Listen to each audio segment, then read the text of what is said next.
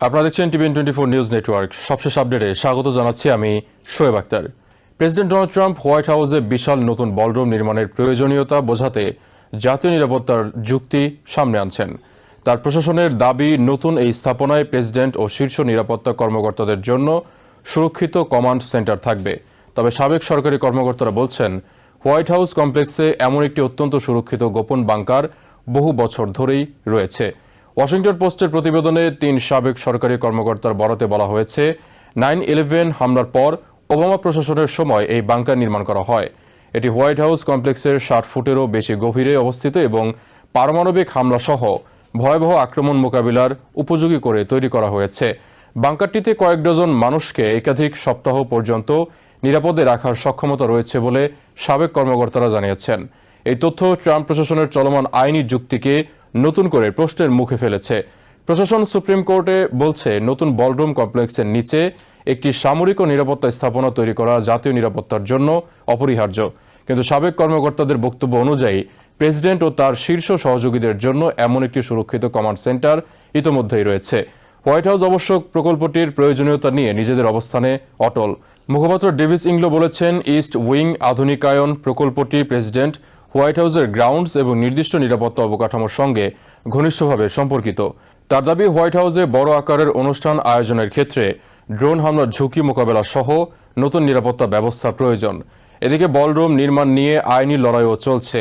National trust for historic preservation প্রকল্পটি বন্ধের দাবিতে মামলা করার পর একটি ডিস্ট্রিক্ট কোর্ট এবং ফেডারেল আপিল আদালত কংগ্রেসের অনুমোদন ছাড়া নির্মাণ কাজ বন্ধের নির্দেশ দিয়েছিল।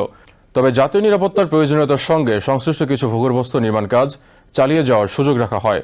শুক্রবার চিফ জাস্টিস জন জি রবার্টস জুনিয়র সুপ্রিম কোর্টে বিষয়টি বিবেচনাধীন থাকা অবস্থায় স্বল্পমেয়াদে বলরুমের কাজ চালিয়ে যাওয়ার অনুমতি দেন।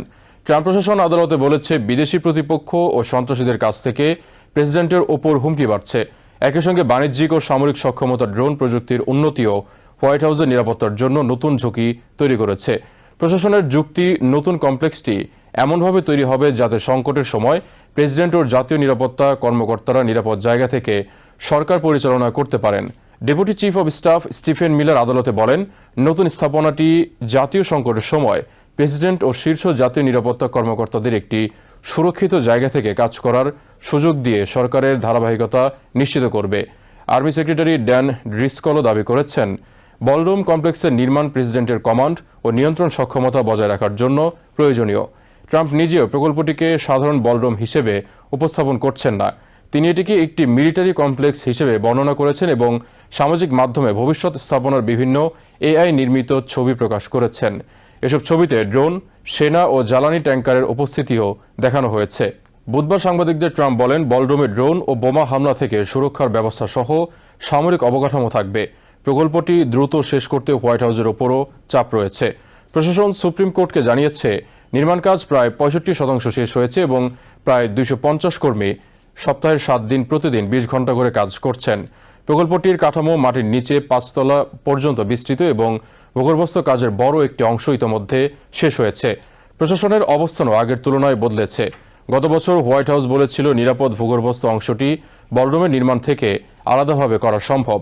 এখন প্রশাসনের কর্মকর্তারা বলছেন, ওপরের বলরুম ও নিচের সামরিক স্থাপনা পরস্পরের সঙ্গে অবিচ্ছেদ্যভাবে যুক্ত। হোয়াইট হাউস মিলিটারি অফিসের পরিচালক মেজর জেনারেল গ্যারেট আর হফম্যান আদালতে বলেন, নতুন নির্মাণ ওই ভূগর্ভস্থ স্থাপনাগুলোকে এমন সুরক্ষা দেবে যা আগে পাওয়া যায়নি।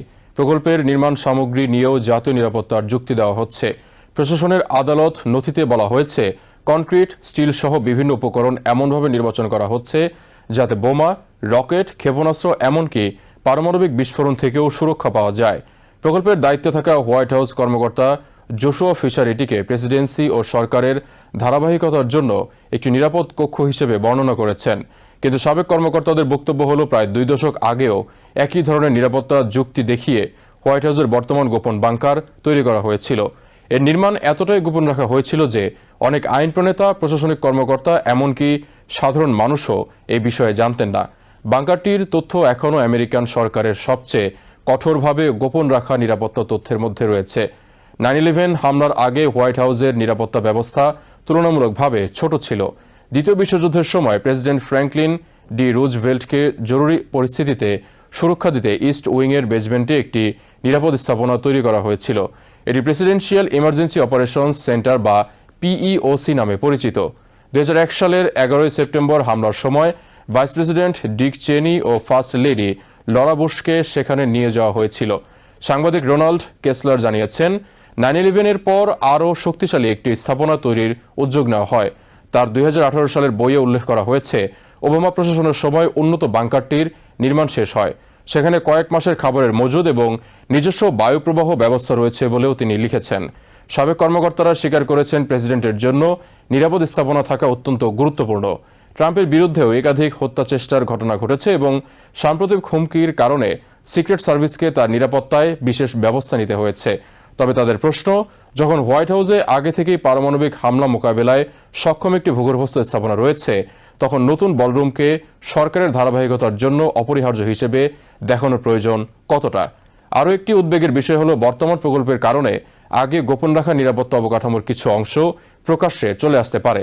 সাবেক কর্মকর্তাদের দাবি, ইস্ট উইং ভেঙে নতুন নির্মাণ শুরু করার সিদ্ধান্ত নিজেই জাতীয় নিরাপত্তার ঝুঁকি তৈরি করেছে। তাদের মতে, ইস্ট উইংয়ের প্রায় 20 ফুট নিচে থাকা পুরনো পিইওসি নির্মাণ কাজের কারণে ক্ষতিগ্রস্ত বা ধ্বংস হয়ে থাকতে পারে। হোয়াইট হাউস অবশ্য বলছে, এখন নির্মাণ কাজ থামিয়ে দিলে ইতোমধ্যে সম্পন্ন কাজ ঝুঁকির মুখে পড়বে। প্রকল্পটির দায়িত্বে থাকা ফিশার সুপ্রিম কোর্টকে জানিয়েছেন, দীর্ঘ সময় কাজ বন্ধ থাকলে নির্মিত অংশ ভেঙে ফেলতে হতে পারে, যা তার ভাষায় অত্যন্ত ঝুঁকিপূর্ণ ও বিশৃঙ্খল পরিস্থিতি তৈরি করতে পারে। তবে নিম্ন আদালতের বিচারকরা এই যুক্তিতে সন্তুষ্ট হননি। ডিস্ট্রিক্ট জাজ রিচার্ড জে লিওন এর আগে প্রশাসনকে বলরুমের নির্মাণ বন্ধের নির্দেশ দিয়েছিলেন। পরে তিনি মন্তব্য করেন, নিরাপত্তার অজুহাতে প্রশাসন নিজেই হোয়াইট হাউসের গ্রাউন্ডসে একটি সমন্বিত ও নিয়ন্ত্রিত নিরাপত্তা ঝুঁকি তৈরি করেছে। হোয়াইট হাউসের গোপন বাংকারের অস্তিত্ব ট্রাম্প প্রশাসনের নতুন বলরুম প্রকল্পের জাতীয় নিরাপত্তা ভিত্তিক যুক্তিকে আরও বিতর্কিত করে তুলেছে। একদিকে প্রশাসন বলছে, পরিবর্তিত নিরাপত্তা হুমকি এবং ড্রোন প্রযুক্তির বিস্তারের কারণে নতুন অবকাঠামো অপরিহার্য। অন্যদিকে সাবেক কর্মকর্তাদের বক্তব্য, প্রেসিডেন্টকে সংকটের সময় নিরাপদে সরকার পরিচালনার সুযোগ দেওয়ার মতো সুরক্ষিত স্থাপনা ইতোমধ্যেই হোয়াইট হাউস কমপ্লেক্সে রয়েছে। এখন এই দুই যুক্তির মধ্যে কোনটি সুপ্রিম কোর্ট গ্রহণ করবে, সেটিই প্রকল্পটির ভবিষ্যৎ নির্ধারণে গুরুত্বপূর্ণ হয়ে উঠতে পারে। নিউ ইয়র্ক থেকে সম্প্রচারিত TVN 24 টেলিভিশন বিশ্বজুড়ে বাঙালির কণ্ঠস্বর।